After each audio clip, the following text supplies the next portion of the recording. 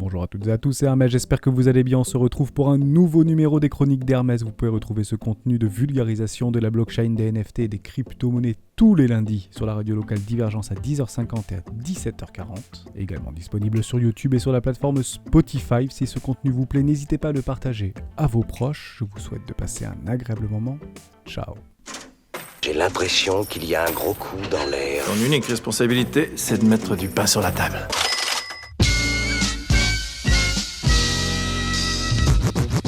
Des infos relatives à des valeurs cotées en scène représentant un potentiel de hausse absolument énorme et un risque de baisse extrêmement limité. Il lui a suffi d'inscrire le mot Bitcoin. Moins 30% sur Bitcoin, c'est moins 50% sur des cryptoactifs généralement. Une monnaie numérique, une monnaie électronique, une monnaie virtuelle, une monnaie décentralisée, une crypto-monnaie.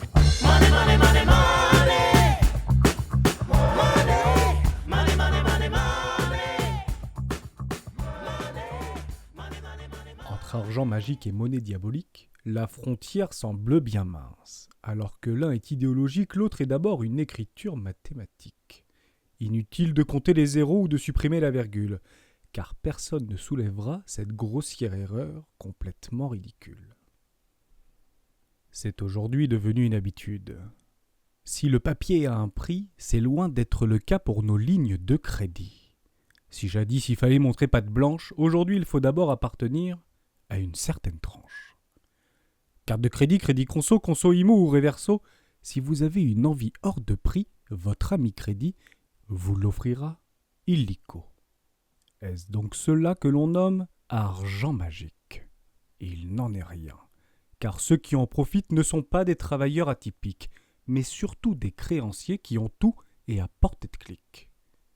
Dans un monde où l'argent ne se transmet plus que par des fils électriques, difficile de savoir ce qu'il reste dans le distributeur de billets automatiques.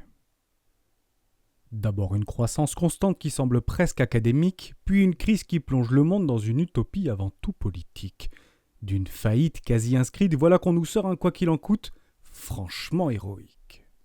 Mais rassurons-nous, les budgets sont signés, paragraphés, les dépenses seront soldées avant la fin de la 5e année. Comme on pouvait s'en douter, c'est encore très loin d'être gagné. Les promesses sont toujours avancées quelques mois avant d'atteindre le sommet. La politique démocratique n'a rien à voir avec la politique économique.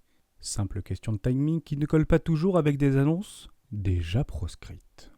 Alors on continue à faire comme si tout se passait pour le mieux. Ce qui se passe chez nos voisins n'a rien à voir avec nos acquis presque ennuyeux. En pleine crise énergétique, on ne s'attarde déjà plus sur nos nombreuses passoires thermiques, car l'avenir est avant tout dans notre mobilité tout électrique. Et on verra bien pour recevoir dans les délais nos composants électroniques, car si la conjoncture est une rotique périodique, la structure, elle, a une durée bien moins pratique. Il nous faudra donc bien faire avec, car après la crise viendront s'ajouter nos problèmes de dette. L'avantage avec elle, c'est qu'on peut l'étaler quand d'autres la font rouler sans se prendre la tête. C'est à se demander si à la fin l'argent magique pourra peut-être disparaître d'un simple coup de baguette. Dès lors, il faudra prendre notre mal en patience, car si l'argent peut changer à tout moment d'étiquette, le monde lui n'attendra pas ceux qui ont fait le choix de rester immobiles, avant que les opportunités ne décident de prendre la poudre d'escampette. J'ai l'impression qu'il y a un gros coup dans l'air. Ton unique responsabilité, c'est de mettre du pain sur la table.